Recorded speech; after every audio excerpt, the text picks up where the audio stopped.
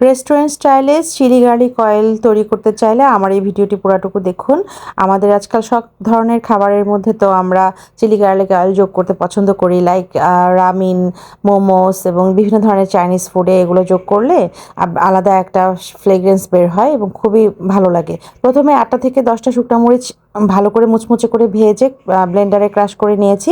তারপরে আমি এখানে যোগ করলাম 2 টেবিল চামচ সাদা তিল, তারপর ফাইনলি চপড 2টা রসুন যোগ করে নেব। অর্ধেকটা দিব হচ্ছে এই শুকনো মরিচের সাথে, আর বাকি অর্ধেকটা আমি যে মানে গার্লিক অয়েল তৈরি করব সেই গার্লিক অয়েলের সাথে, মানে সয়াবিন তেল 1 কাপ পরিমাণ নিয়ে সেই রসুন শেকটার সাথে যোগ করে নিব।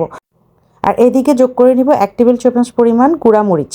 এরপরে আমি রসুনটা হালকা বাদামি কালার হয়ে আসলে তারপরে ছেঁকে নিব, এবং সেই যে কাঁচা যে রসুনটা এটার সাথে যোগ হলো এই গরম তেলের সাথে থেকে একটা সুন্দর অ্যারোমা বের হবে এবং ওইটাও ভাজা ভাজা হয়ে যাবে।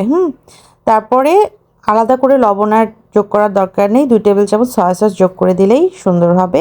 এবং আপনি যখন গন্ধ সুন্দর একটা ফ্রেগনেন্স বের হবে তখনই বুঝতে পারবেন এটা রেডি।